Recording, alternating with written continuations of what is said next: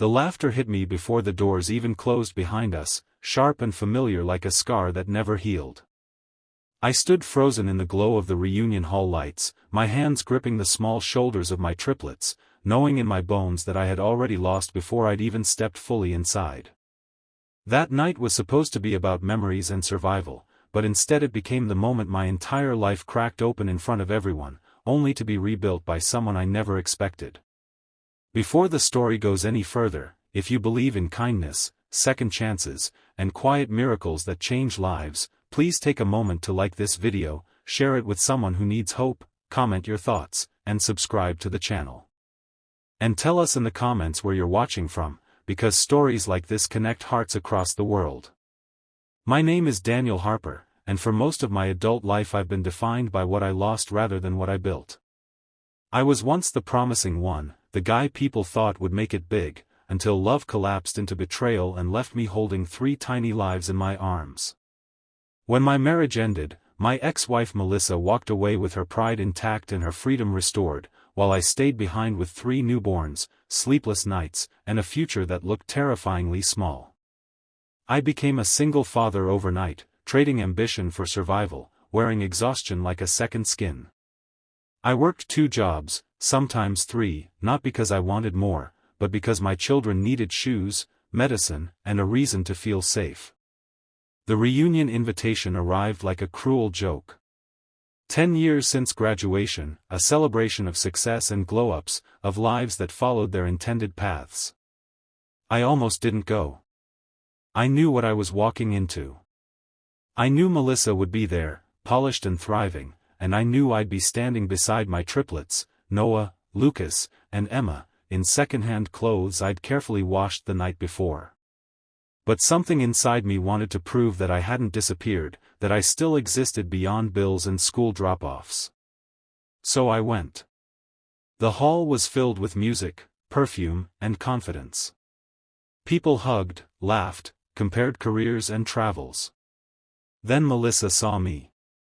Her smile wasn't warm, it was sharp, deliberate, and public. She looked at me, then at the children, and then at the room, as if inviting everyone to notice what she had escaped. Her words weren't loud, but humiliation doesn't need volume. It just needs an audience. I felt eyes on us, measuring, judging, pitying. My children sensed it too. Their small hands tightened around mine, and in that moment, every sacrifice I'd ever made felt exposed and mocked. I wanted to leave. I wanted to disappear quietly with my dignity, thin as it already was. That's when I noticed a man watching from across the room. He didn't look amused or curious like the others. He looked thoughtful, almost heavy with something unspoken. His name, I would later learn, was William Kensington, a self-made billionaire whose story had been featured in magazines I couldn't afford to read. At the time, he was just a stranger with calm eyes and an expensive suit who seemed oddly focused on us. The night dragged on, each minute heavier than the last. My triplets grew tired, their energy fading, and I found a quiet corner near the exit. I was calculating bus schedules in my head when William approached. He didn't look at me with pity. He looked at my children first, then at me, as if trying to understand the full picture without judgment. Something about his presence slowed my racing thoughts. He asked about my kids, about how I managed on my own. There was no performance in him, no superiority. Just genuine attention. What I didn't know then was that William had lost his family years earlier, not to divorce, but to tragedy. Success had filled his accounts but emptied his home. Seeing me with my triplets didn't remind him of failure, it reminded him of devotion. Of a version of life that money couldn't buy back. That night, he didn't offer charity or promises. He offered connection. A conversation that made me feel human again. Over the following weeks, our paths crossed again, not by accident. William helped me find better work, flexible hours, a job that valued my reliability instead of exploiting my desperation. He funded a scholarship for my kids' future education, quietly, without his name attached.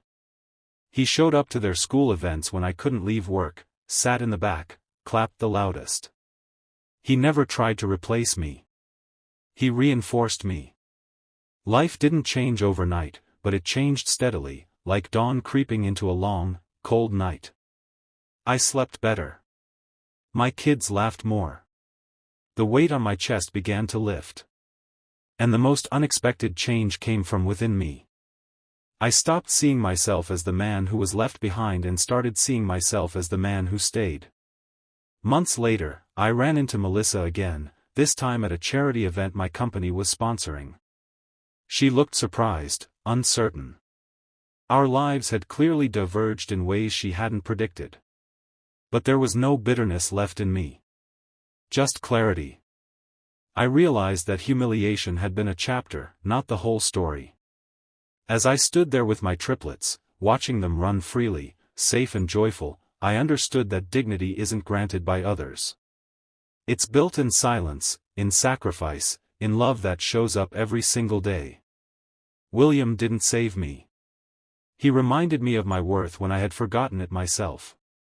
If this story touched your heart, if it reminded you that kindness can come from unexpected places and that resilience often wears an exhausted face, please like this video, share it, and subscribe to the channel.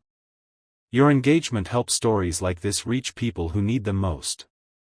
And before this story ends, I want to ask you to comment below and tell us what this story made you feel, because your words matter more than you know. Some nights are designed to break us, but sometimes, just sometimes, they become the beginning of everything we were meant to be.